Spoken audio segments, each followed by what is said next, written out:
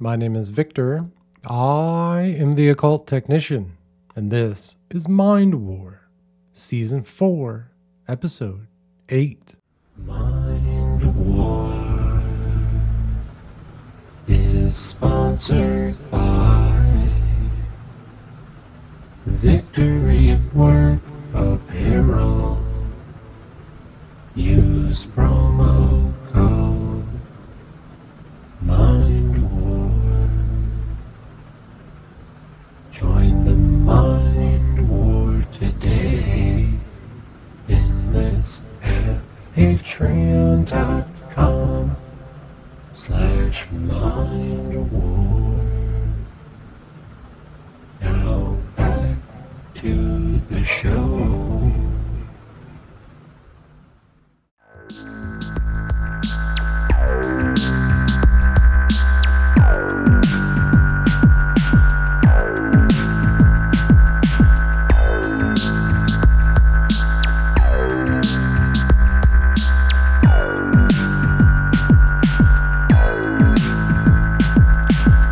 Welcome back to Mind War, folks. I appreciate you being here. We have a lot to cover today, so let's get started.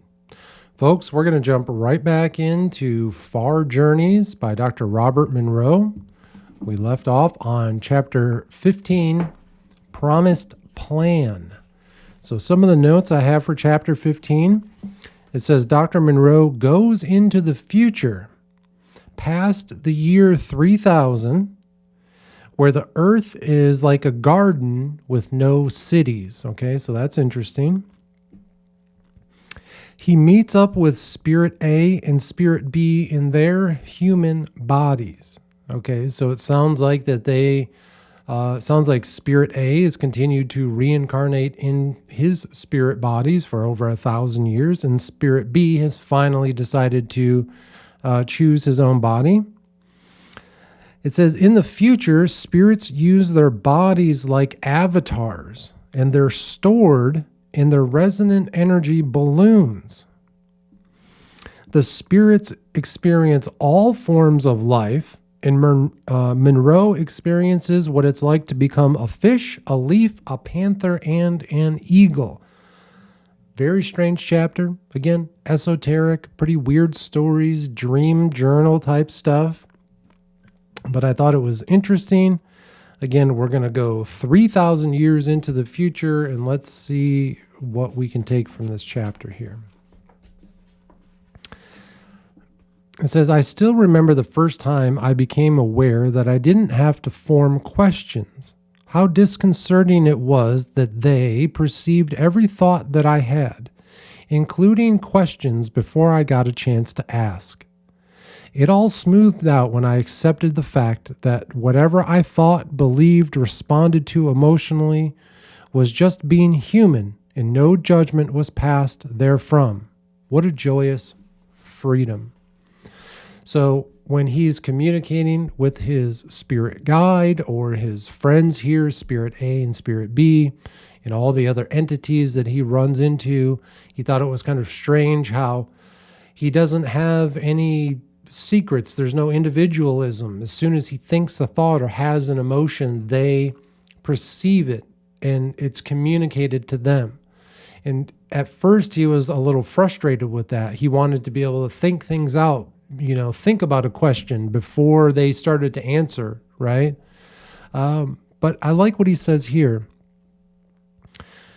When he responds to things emotionally, he accepted the fact that it's just being human and that there is no judgment passed, okay? I think that has to be something that we take and apply to our own lives. We have to understand and receive the joyous freedom of not judging ourselves based on our human condition, not judging ourselves for our acts of being human. We can often let ourselves down because we feel like we are falling into some type of trap, right? Some physical trap of something, right? The food, the drugs, the being lazy, whatever it is. Those type of things we can get frustrated with ourselves about, but we have to not feel guilty about those things if we are constantly learning those lessons, right? As long as we understand it, as long as we make those incremental changes, those fundamental changes to better ourselves, we're good. We don't have to judge ourselves, okay? There is no judgment here. I think that's something that's important. Don't judge yourself and don't judge others. It's difficult, but it's important. Let's see. It says, we can escort you to a physical Earth, the possibility at a point in your time measurement beyond the year 3000. The principal inhabitants are what we call human plus, to indicate modification from those in your present time. As you are now, you will be a visitor. So that is Spirit A and Spirit B telling Monroe, we're going to take you to the Earth to see what it's like in the future, beyond the year 3000, and we're going to explain what it means to be human plus. Okay, very interesting. So as Monroe is traveling down to the Earth, and he's kind of basically talking about how he started around Japan and was able to fly all the way over China, over the Middle East, over Europe, over the Atlantic Ocean, and then basically back to Virginia, which was his hometown. And so now he said, this is what he saw on his way there. He says this: there were no people. That was what I actually was looking for. Men, women, children. What terrible catastrophe took them all away? And the spirit being said, they are there. They are fewer in number, but it was not an event that made it so. What you perceive is by design. Interesting. So as he's going across the planet and kind of viewing it, he's seeing that things are turning back into wildlife, right? The forests are growing, the deserts are growing, everything's going back to kind of what the Earth looked like pre-human. But he said periodically he would see these amazing gardens, and he's floating, say, 50,000 feet above the Earth, and he's looking down. And as he gets closer, and now he's flying above, he's saying he's seeing all these beautifully manicured gardens from time to time. And the spirit is saying, yeah, there are no roads, there are no buildings, there are none of those things that are kind of cancerous to the planet anymore, and it was by design.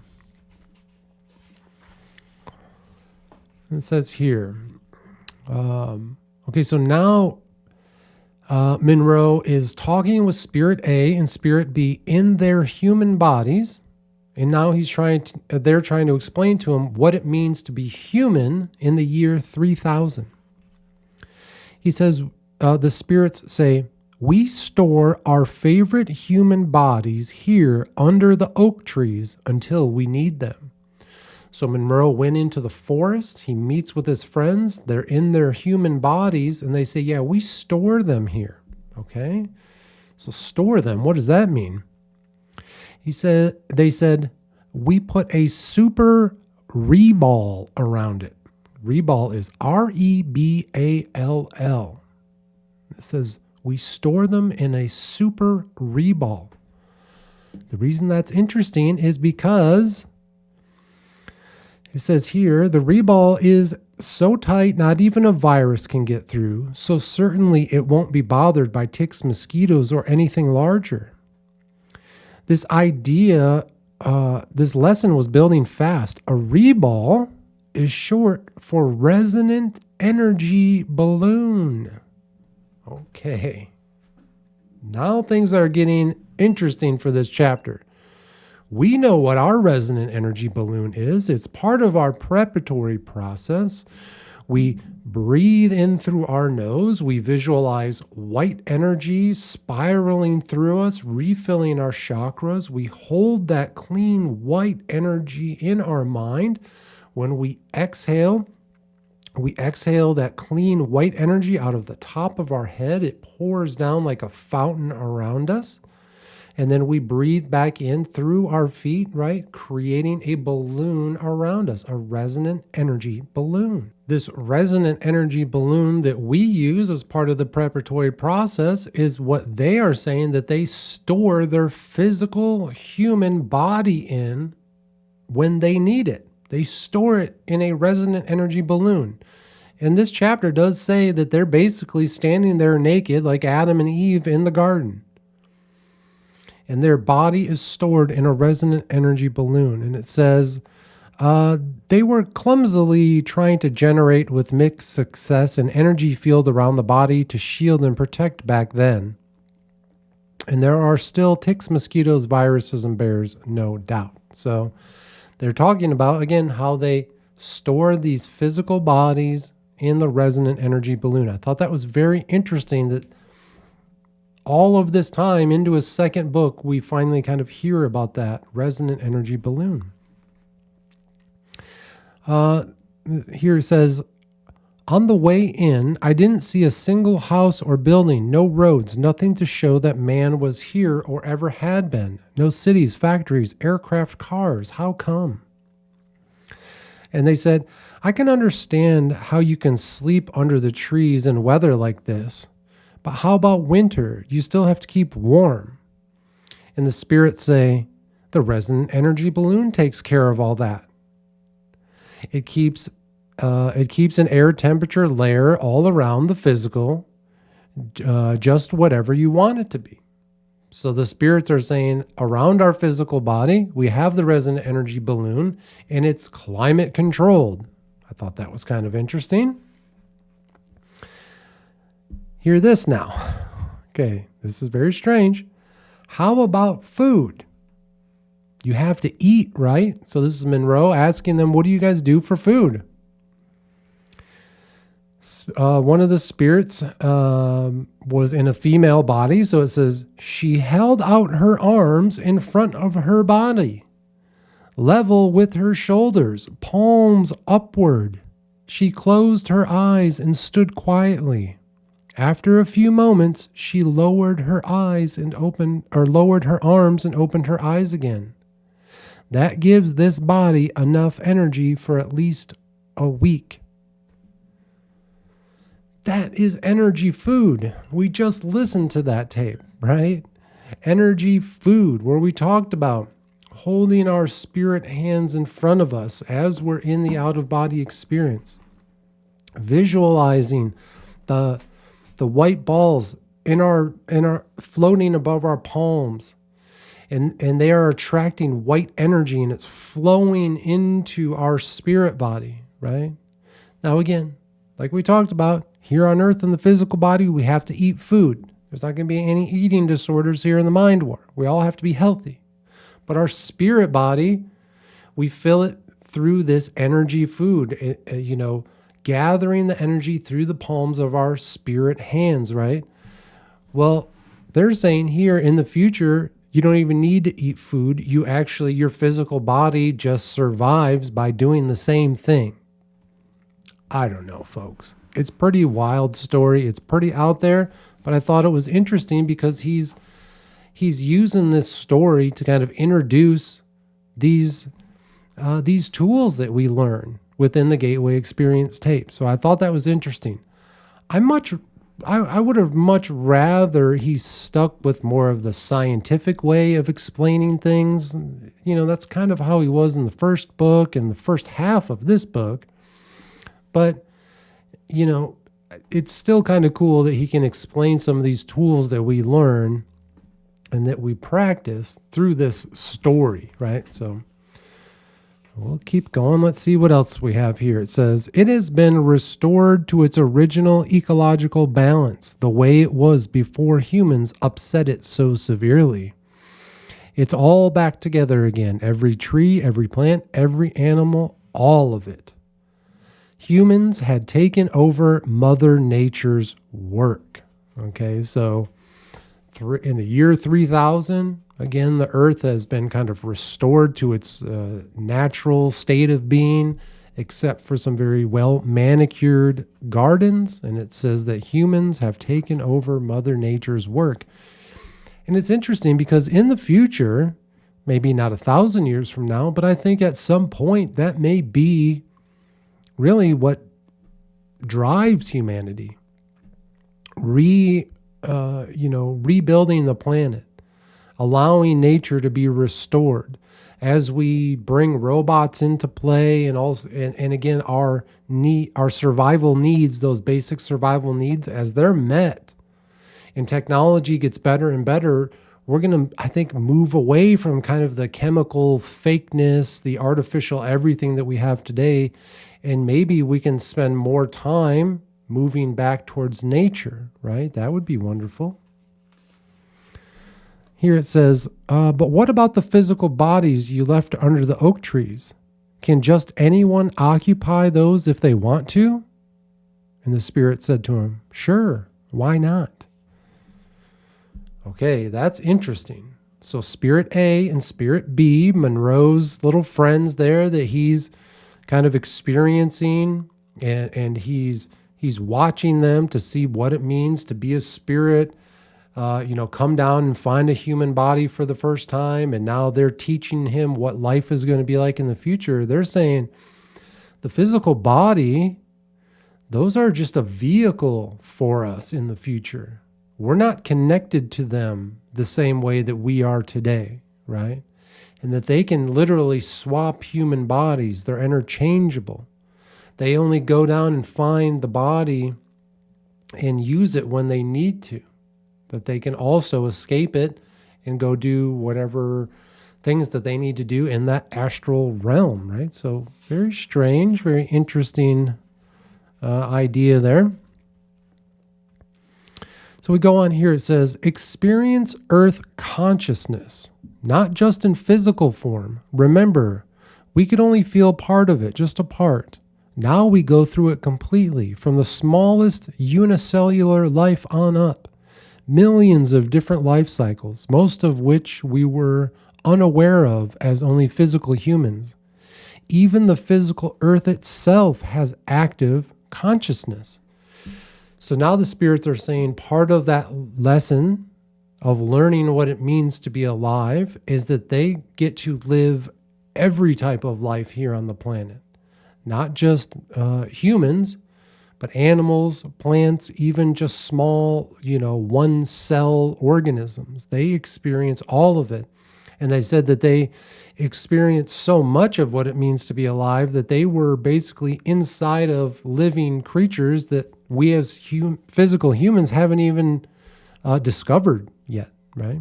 So I thought that was interesting. And I like that it says that the physical earth itself has an active consciousness. Gaia, I think is what they call it. Nothing wrong with that. It says the natural food chain process, it still exists and you experience it from beginning to end, Monroe asks. And the spirit says it's an important part of the learning process. We couldn't make Loosh without it. So again, part of that lesson, learning what it means to be alive, is they're going to be part of the food chain, predator and the prey. So they understand what it means to be prey, right? To be eaten by another animal, not something necessarily that I would look forward to experiencing, but maybe in the lessons of learning what it really means to be alive, that's probably an important lesson to learn, right? I guess we'll see. Let's see if there's anything else in this chapter. I don't know that there really was.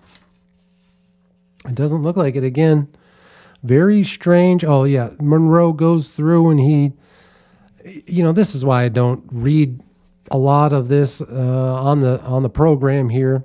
Because, again, he talks about what it means to be a fish, and he's, now I'm in a fish body, and he's learning to swim, and there's another big fish behind him, and he's like, oh no, it's about to eat me, so he jumps out of the water and then leaves the fish body. Then I do like his description of what it meant to be a leaf on a tree. He said he realized that the leaves are basically the lungs of the tree, and so his whole purpose was just to breathe. he was saying, listen, I'm an individual leaf, but I'm connected to the whole, which is the tree. And my only job here is to breathe. And he said it was so comforting to understand that here he is as an individual, part of something larger, and that even his little bit of effort that he does as a singular leaf, it means so much to the whole. And I thought that was a great lesson, right? It's the same for all of us. We are just one of billions of people on the planet today, throughout history that's gone on for thousands and thousands of years, who knows how long, right? But we are still important to the whole, even if our lives are minuscule and we don't make a lot of waves. We're all still important as individuals, right? So again, that was another kind of interesting chapter. That was chapter 15, called Promised Plan from Far Journeys. Okay, let's get into chapter 16 of Far Journeys by Dr. Robert Monroe. Chapter 16 is called The Gathering. So in my notes here, it says, Dr. Monroe meets with his spirit guide and they're floating above the earth. And he says that he sees all sorts of spaceships. Okay, all right. And spirits gathered around the earth for the big event, okay? And the event that they're talking about is basically at some point in the future, as we are progressing and growing as humanity, at some point, we all basically become one, right? That wholeness that we just talked about. I don't know if it's through technology or spiritualism. Is it like a telepathy type thing? Or it's maybe like they talked about before, how you just, as you have emotions and thoughts, everyone else perceives them at the same time, this oneness. I thought that was interesting. So all the spirits are gathered to see if this event occurs. And then basically it goes towards the end of the chapter. Monroe is with Spirit B. They float down to Earth to a green pyramid. Again, it gets very strange, where Spirit A is still there in his physical body. They pull Spirit A out of the physical body that he was occupying, so that person that Spirit A was had their first out-of-body experience, and Monroe and Spirit B are saying, come with us, we're leaving now. And Spirit A says, no, I still have work to do. And that's kind of how the chapter ends, but let's go through it and see if we can pick out anything that's important here. It says, days, weeks, and months passed by rapidly without any unusual out-of-body activity. I had grown away from the desire to investigate the local events that used to attract me so deeply. Occasionally, in the familiar early morning hours, I would awaken out of habit and detach from the physical. I would wait for a strong signal from my spirit guide, but there was none. After a few moments, I would re-enter the physical and go to sleep. During this interim, I had no sense of isolation or deprivation whatsoever. The absence of the signal in no way was inferred to me that I was being ignored or abandoned.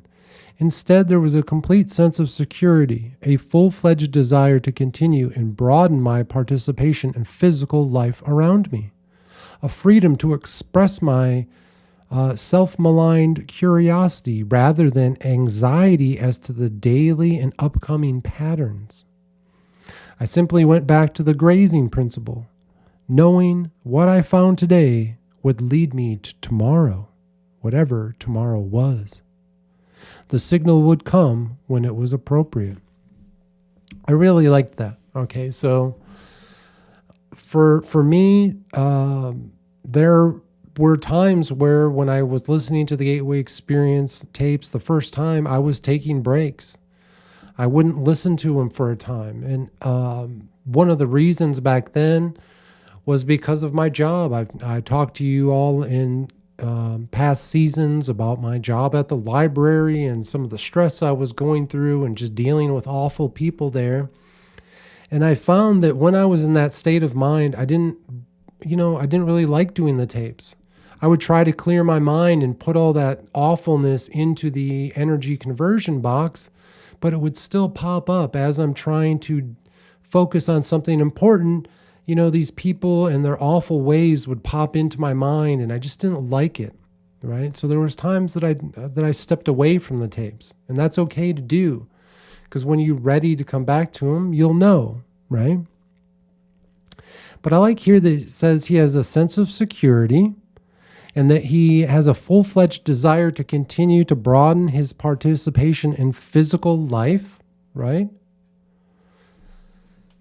For those of you that find your daily routine difficult, for those of you who find it difficult to get out of bed every day, that lack of motivation, maybe you're depressed.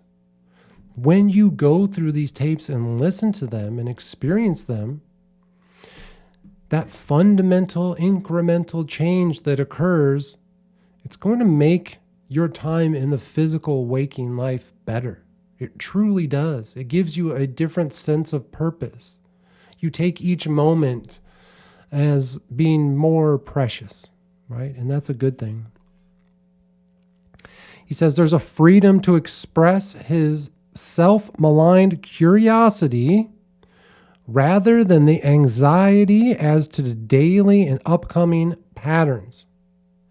He spent more time being curious and exploring and researching and creating and being artistic and all of those wonderful things that it means to be human, instead of worrying and having anxiety over upcoming patterns, which is a way to describe your scheduled workday and the anxiety of going to work the next day and paying the bill the next week and all of those anxiety-inducing things that come with survival in today's state of being for humans, right?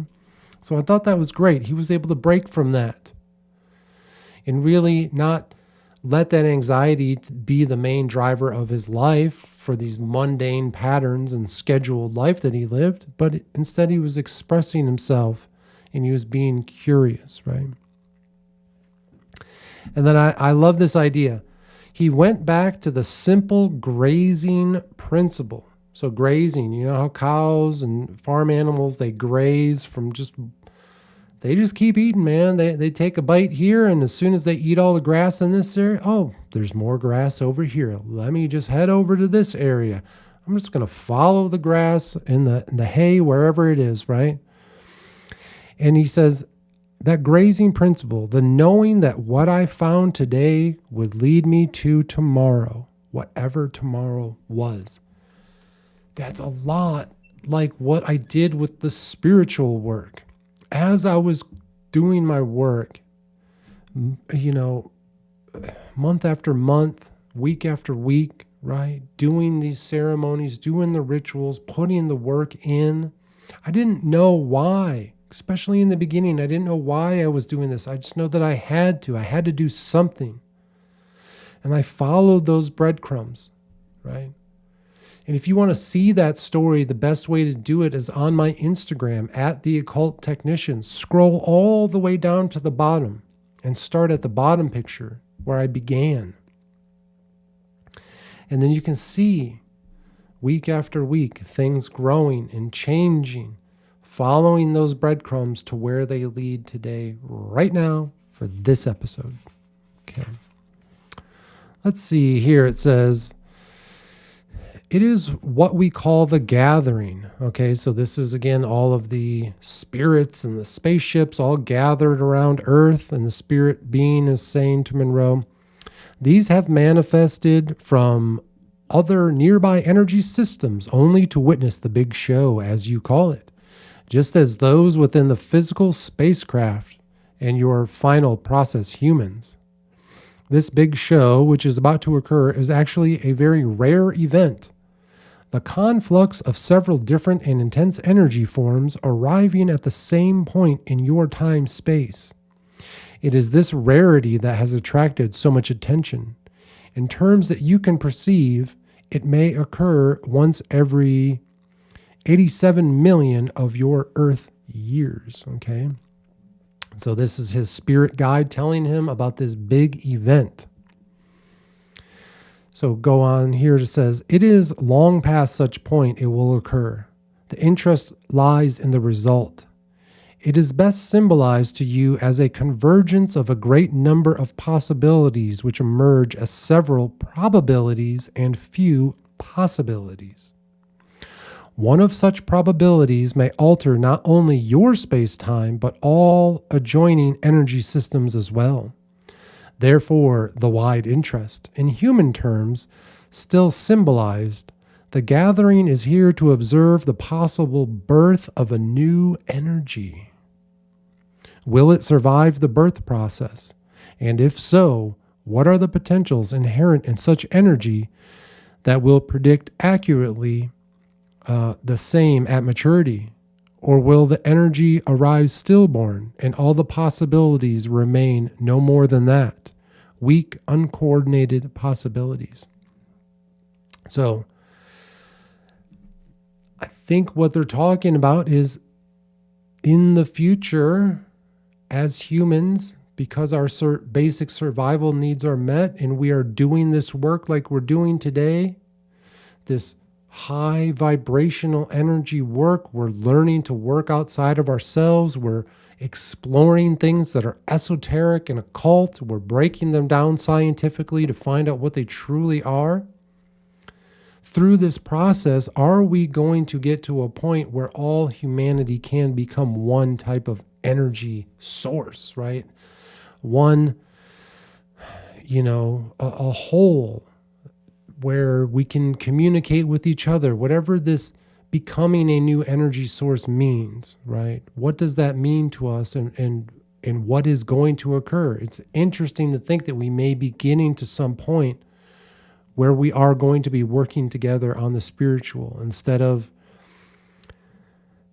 just giving our lives to these ancient stories that just divide us and tell us to, look at each other as enemies.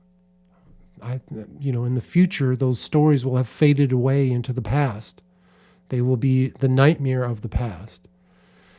And then hopefully in the future, we can have dreams of something better. And I think that's what they're talking about. It says there is a human ornamental symbol for crisis, which is composed of two sub-symbols indicating danger and opportunity. So crisis is danger and opportunity.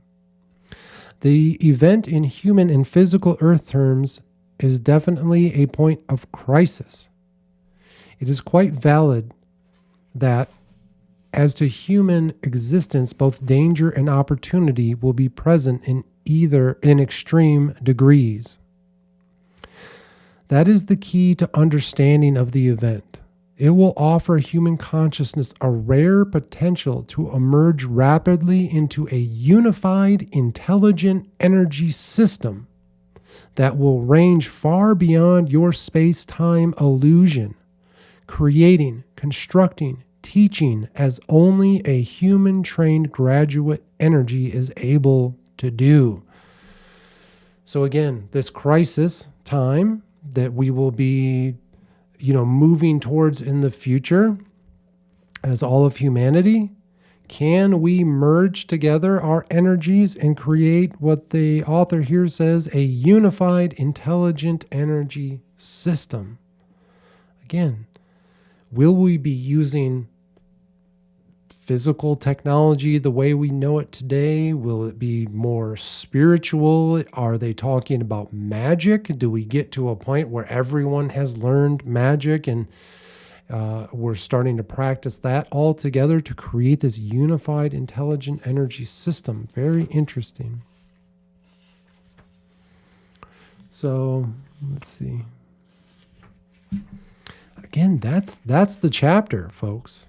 It basically talks about, again, Monroe is there, floating outside of the Earth. He sees spaceships and spirits floating around, waiting to see if in the future humanity can come together and create this unified, intelligent energy system, or do we miss the mark, right? And then again, the way he kind of ends this story is Monroe is with Spirit B. They go and visit Spirit A, their friend, in some kind of green pyramid. He's still trapped in the physical world and he doesn't want to leave yet. So Monroe and Spirit B just leave him there. And that's kind of the end of this crazy story Monroe's been telling. Okay? Because after that, there are no more chapters. We move into the epilogue and some appendices, and we're going to go over these in future episodes. Because now we kind of move back into the scientific terms. And there's some really great stuff we need to cover here in the rest of this book.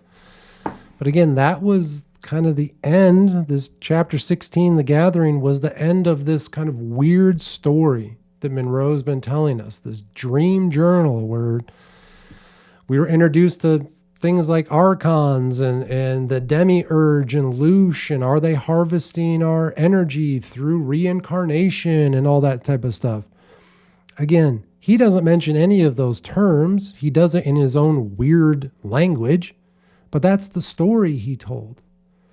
So again, we're not preaching that here. That's not, we're not trying to say that, yeah, you should go be a Gnostic or be a Rosicrucian, these belief systems. That's not what we're saying.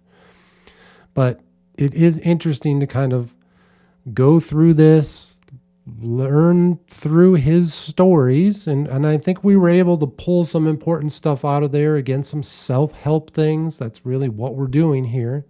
So we were able to pull some of those nuggets of information out of this story. But again, very interesting. I'm definitely more of a scientific-minded guy, so it's kind of nice to be done with that story for now, right? But again, that was chapter 16, titled The Gathering, from Far Journeys by Dr. Robert Monroe. We still have several chapters to go, so don't worry, folks. And we will be diving into Wave 4 Adventure, Tape 2, 5 Messages, after a word from our sponsor. Mind War is sponsored by Victory Work Apparel. Use promo code Mind War. All right, welcome back, folks. We're going to do a deep dive into Wave 4 Adventure, Tape 2, 5 Messages, okay? So Monroe gets us into Focus 12, and he says here, now in Focus 12, you are going to perceive and understand 5 important messages that are awaiting you in the far reaches of your expanded awareness. Okay, that's interesting. We're going to receive these messages that are awaiting us in our expanded awareness. So just like we talked about in the last episode of those 12 rules for being human that were in Sanskrit from thousands of years ago, right? They talked about the answers that we long for are within us. And Monroe is saying the same thing. He's saying that these messages are in our expanded awareness. So again, we expand our awareness through Focus 12. We're thinking and perceiving outside of the physical body. And when we do so, when we send that question out into our expanded awareness, the message comes from within. Some of these messages have been here for you all the ways. Those answers to those deepest questions that you have about yourself and your life are already inside of you. We just need to get into the right state of mind to receive them. And we get into that state of mind through the Gateway Experience tapes, our preparatory process, learning, hypnosis, out-of-body experiences, and then astral travel, right? We get into a state of mind where we can receive the messages. These messages, some of these messages have been here for you always, just beyond your memory, right? So again, are these things that are fundamental in our memory that came with us when we entered the human body for the first time? these knowns that we had from the beyond before we became human, but now we have to remember them. Now you will receive, understand, and remember them. Other messages will be those of vital importance of which you have been unaware. Right? So maybe there are things that you're unaware of in your life, and that's important too, right? You will receive, understand, and remember these easily and surely. The messages you will receive may come in words or in pictures or in pure understanding or in direct experience or in communication with another or in all of these combined. Your messages might be words, right? Whether you see the words visually or hear them. They might be pictures that you see visually. Pure understanding, like we talked about before. It's very difficult to explain to people the fundamental changes that occur within you when you listen to the Gateway Experience tapes, when you experience the Gateway Experience tapes, right? It's difficult to explain the knowing that you have. But that's one of the messages, this pure understanding. Or through direct experience, and that's going to be like a dream. You may be put into a dream scenario where you learn something through that dream-like state, right? Or in communication with another, are you communicating with another spirit? Or in all of these things combined, okay? Whatever the form, you will receive, understand, and remember their constructive value. Now, ask for the fifth most important message. Send the request out into all the parts of your total awareness, your expanded awareness, your expanded perception in Focus 12 when we are thinking for the first time outside of our physical body. We haven't manifested the spirit body where we are having an out-of-body experience. We are simply perceiving outside of our mind. Send it now. Ask for the fifth most important message and await your answer. You will understand and remember the message you have received when you return to your full physical waking consciousness. So he does that for the fifth, fourth, third, second, and first most important messages. He just repeats those over and over. So I'm going to go over with you the messages that I received. Okay. The fifth most important message that I received was love the moon. Okay. So for those of you out there who are meant to understand that, you will understand that, and I'm not going to give any more details about love the moon. Number 4, I'm going to hold on to, and we'll talk about that last. The third most important message I received was this. Okay. What I saw when I asked for the third most important message was a lot of chaos. A lot of dream-like, scenarios over and over, coming very quickly. This dream, and then I moved into this different environment, and it was just one after another, and I realized I am watching social media. I'm on my phone. It feels like instead of seeing the videos, I'm dreaming them. So it was more of that 3D rendered reality, like a video game. You got your VR goggles on and you're just scrolling through instead of seeing them on a 2D, flat surface. It was like I was living these social media videos, these dream-like states over, and they're just flashing through. And I'm saying to myself in my mind, oh, I need to grab one. One of these has to be the message, right? Which is it? And over top of it, overlaid, I saw the letters ADHD or ADD, attention deficit disorder, or attention deficit hyperactive disorder is what I believe those two terms mean. And the message I got is that the phone is causing ADD for me, right? It's so embarrassing to admit, folks, but I get addicted to my phone, addicted to social media, just like so many of you, so many people right now. The doom scrolling, we just can't stop. Especially when I'm not feeling well, I just want to just lay down, zone out on the phone.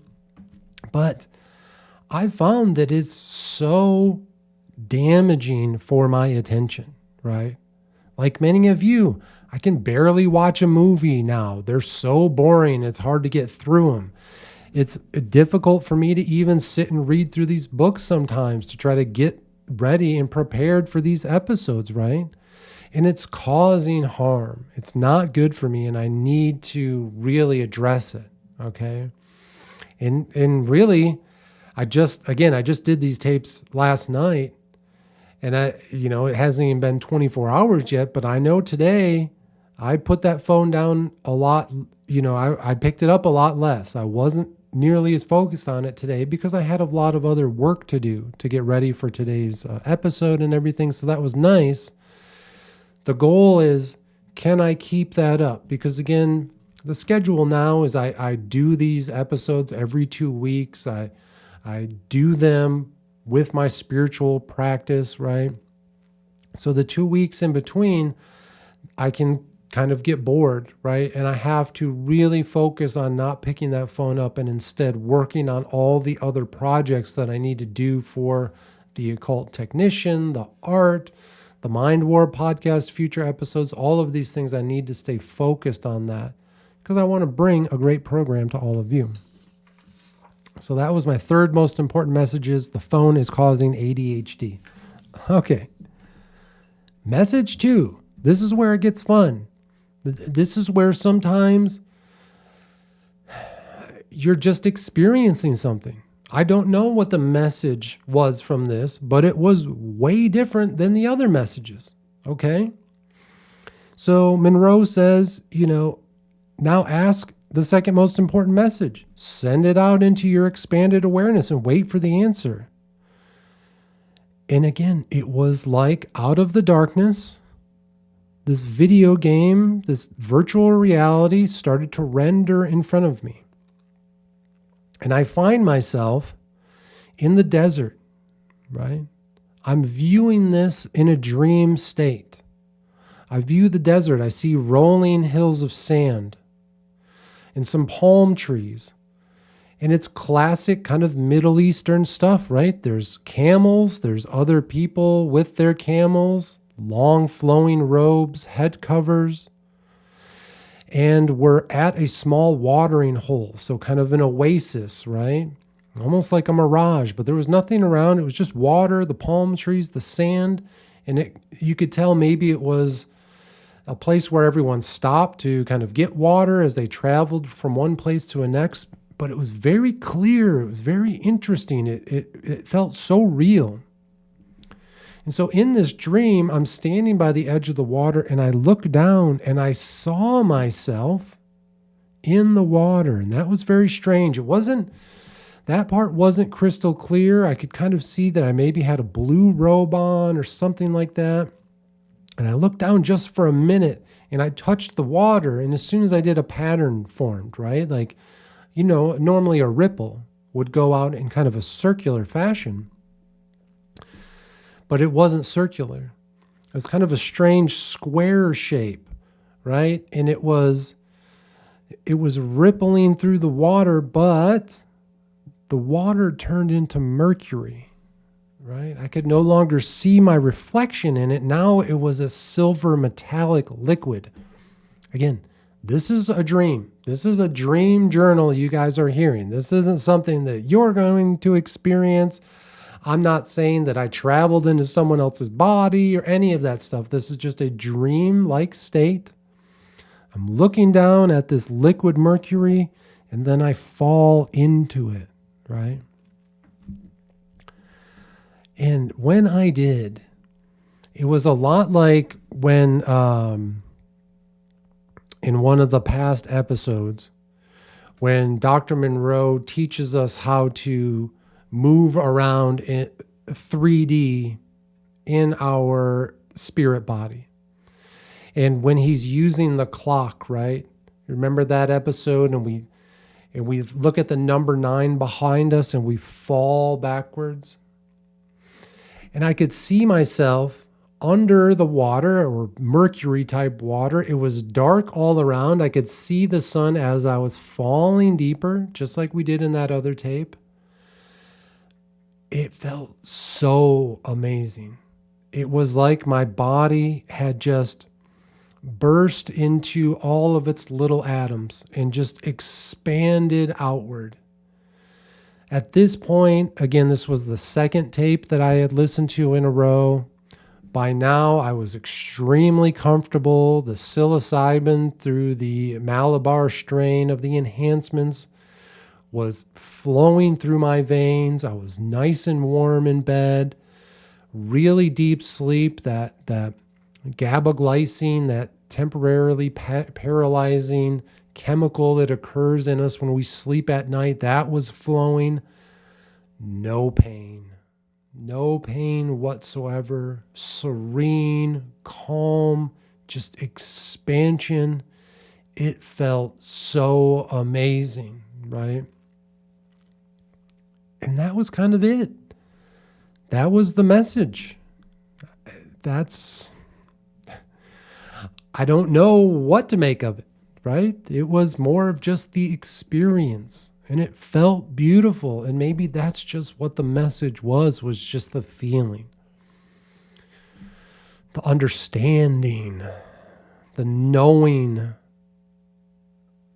that there's something more than the physical body, that there's this beautiful phenomenon, this sensation that can occur outside of ourselves. It's calm, serene, peaceful, safe. You don't have to worry about those basic survival needs. You don't have to worry about fighting through the pain, right? It was just a beautiful experience. And that was the second message. Now the first message. Now ask for the first most important message. And what I got back was one that I think I went into this with. Okay. And like I talked about earlier, there are times throughout my work where I have doubts.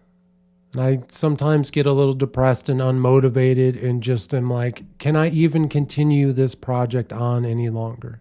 Right?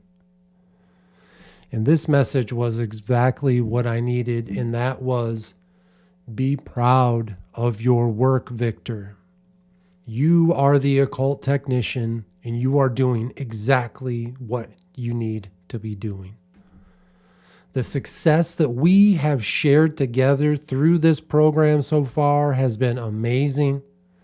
The fact that we've made it this far, not only into the Gateway Experience tapes, but we're already, this is season 4 of the Mind War podcast. That's amazing.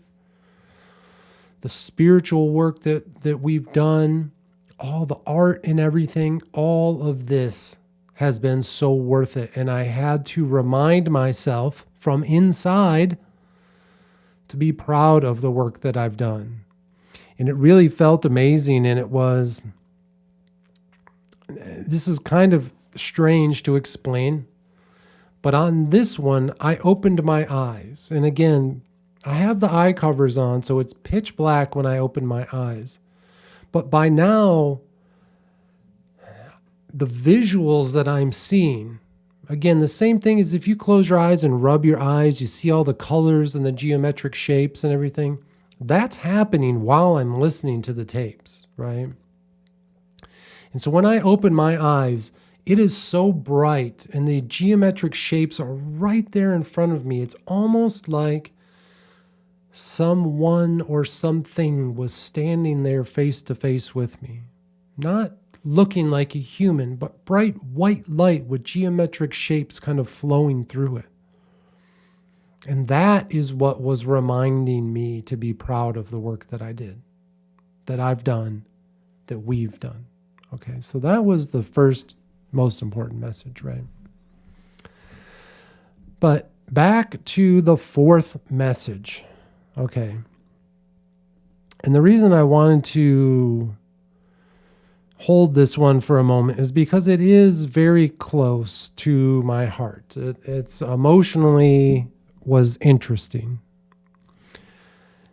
And that message was contact Nate.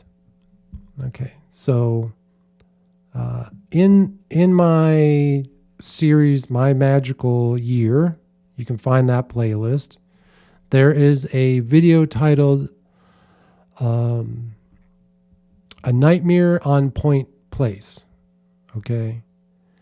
And that's an interesting video. Go ahead and watch it. But one of the subjects in that video was about one of my childhood best friends named Nathan, or I like to call him Nate, right? So Nate and I grew up together, best friends. You know, he was a few years younger than me, so he was like the older brother. You've heard me talk about my friend Joe, the member of the cult called the 12 Tribes. He was a few years older, so he was like the older brother.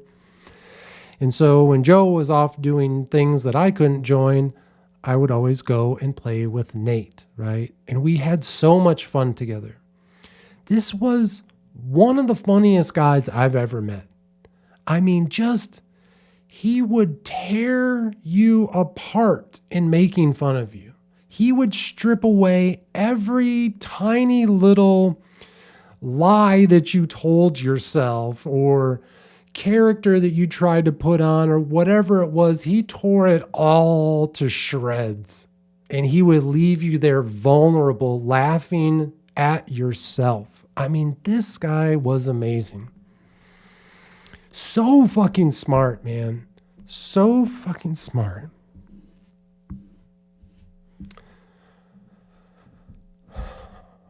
We used to play with Ninja Turtles in his basement, right? Because we were 80s and 90s kids.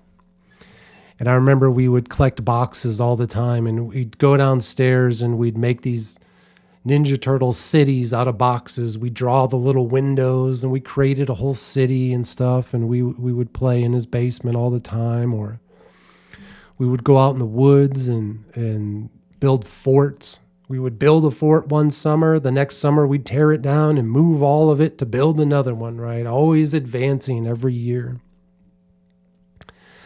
We would, sit in the woods and smoke weed together, play video games together. He was so important to me. Now, as many of you know, when I was 19, I joined the United States Marine Corps. I left my hometown here in Michigan, and I was stationed in Southern California. I spent 20 years in California, right? And during that 20 years, life went on here in Michigan. And Nate got married and subsequently divorced, and he dealt with a lot of addiction issues. It happened the same way that we hear throughout most of America. It started with Oxycontin. He hurt his back working at UPS, and the doctors gave him Oxycontin, an opioid. When the Oxycontin ran out and all the doctors got busted, he moved to heroin.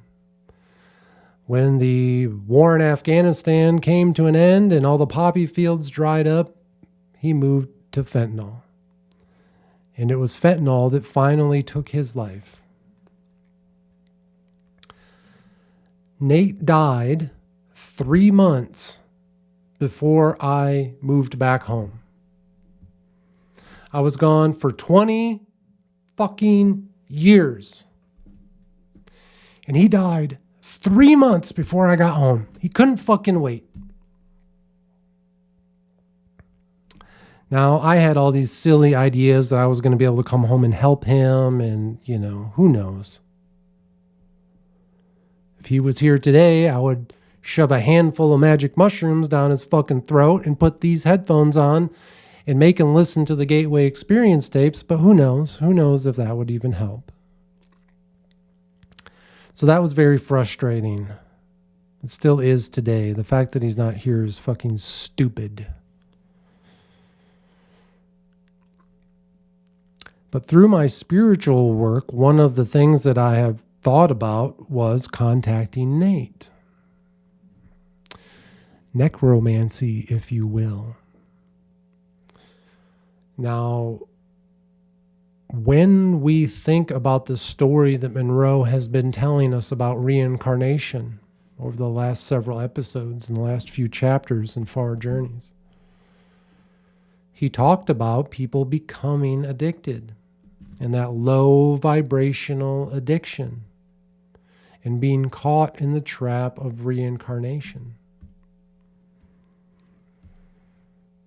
So for as much as I hate this idea of reincarnation, and I'm not trying to preach that that's what this really is and that we live in some type of reincarnation prison until we learn our lessons and all that, I couldn't help but think yesterday when I received this message, is this one of the things that I'm going to be doing in future seasons of the Mind War as we get into waves 5, 6, 7, and 8? Will I be going and trying to see if Nate is caught in some type of reincarnation trap? Did his physical addiction, is it keeping him trapped in one of these layers that we move into after we leave the body? I thought that was interesting. That was far out of left field. I didn't see that message coming at all. And that's the beauty of this work, right? Love the moon. I understood that. That was already in my heart. The phone causing ADHD. I already knew that. I knew that that was happening, but I needed to be reminded through this message. Taking pride in myself and the work that I do. I knew I needed to revel in that pride and be thankful for the work that I've done. Falling into the lake of Mercury in the middle of the desert, another weird message. Still didn't quite understand that. That was out of left field, but contacting Nate, it's been on my mind. I know it's something that I've wanted to do and have been planning to do, but now I know that it's important and that it's going to need to happen soon. So there's going to need to be some preparation for this one. I have in the past, and we'll talk about this in future seasons when we get into the spirituality, I have done forms of necromancy, if you will, contacting spirits of people who've passed. But the man that I was contacting was my biological grandfather, who I'd never met. So my contact with him was very powerful, but I don't have anything to measure it against because I don't know him. But because I know Nate so well, it's going to be very interesting to see what happens when I try to contact him. So that was an interesting tape, right? That was... neither of the tapes in these last two episodes were one where there was a lot of physical feeling. We've talked about those before, where we explore floating upwards or explore moving in 3 dimensions with our spirit body. Those are physical and those are really great. But these, again, these are more of those mental tapes, that self-help stuff. And then these 5 messages, they come from within. It's an emotion. It's a memory. It's a long held memory that we've been striving to remember, right? So a great tape. I know it's going to be good for you, just like it was for me, and I'm excited to see where it leads me. That was Wave 4 Adventure, Tape 2, 5 messages. I appreciate you being here. And as always, remember, folks, harden your hearts and open your minds, because this is Mind War.